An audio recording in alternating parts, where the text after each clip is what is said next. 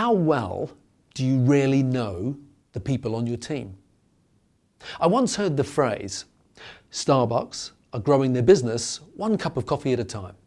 That's a great expression that easily translates to the salon world, that we are growing our business one client, one haircut, or one staff member at a time.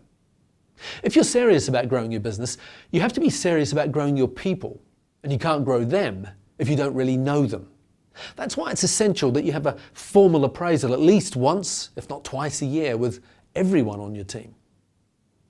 Developing your own and your team's abilities is an ongoing and never-ending process, so having a salon culture of ongoing communication and regular appraisals helps everyone to understand each other's motives and aspirations, which then creates the most likely environment for mutual success.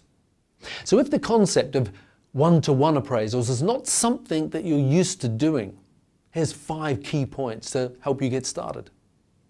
At number 1, it's important to understand that it can't be just a chat. It needs structure, so you need to develop a question and answer appraisal form that gives structure to the discussion. There is no right and wrong questions, but avoid questions that would get yes/no answers. Ask open-ended questions that stimulate thought and discussion. For example, I used to use these questions. What have you enjoyed most about your job over the last 6 months? What have you enjoyed least about your job over the last 6 months? What skills do you have that you feel aren't being utilised? What areas do you feel that you might need further training in? What professional goals do you have for yourself over the next 6 months? Where would you like to see yourself in 12 months' time? If you give team members a copy of an appraisal form with those questions on a week prior to their appraisal, and then ask them to make notes in advance and to bring it along with them. Secondly, it's important that you give thought to the best time and place to have an appraisal. Allow plenty of time. You don't want to rush it. I suggest that you allow at least an hour minimum for each person. If you have an office, then that's where you should do them. But if not, you need a private and a quiet setting.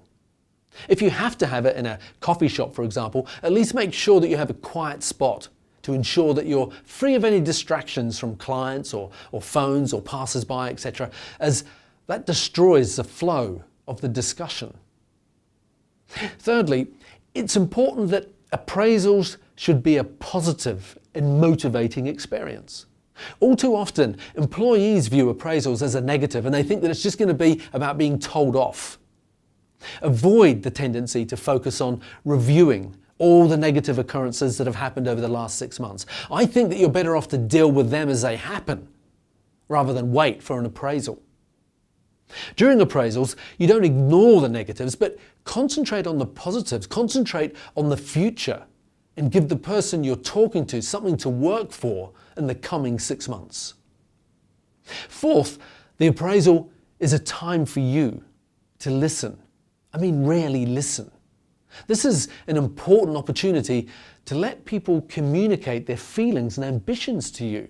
So try not to be so preoccupied with your own agenda that you miss what they're really saying. Remember that it's easy for people to feel intimidated and vulnerable in an appraisal situation, so make it easy for them to feel heard and that you really are genuinely interested, because you are, aren't you?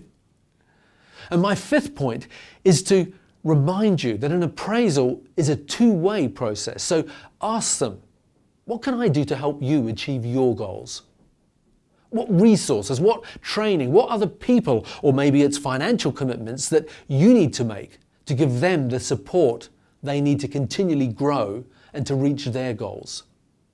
During the appraisal, make notes as you go and finish with some clear, measurable objectives and a plan that you're both in agreement with and both committed to turning into reality. Start every appraisal with a review of the goals and objectives from the previous one, and discuss what worked and maybe what didn't, and what you can both learn from that. So thank you for watching, and if you don't already subscribe to the 2-Minute Salon Manager, you can do so by visiting growmysalonbusiness.com.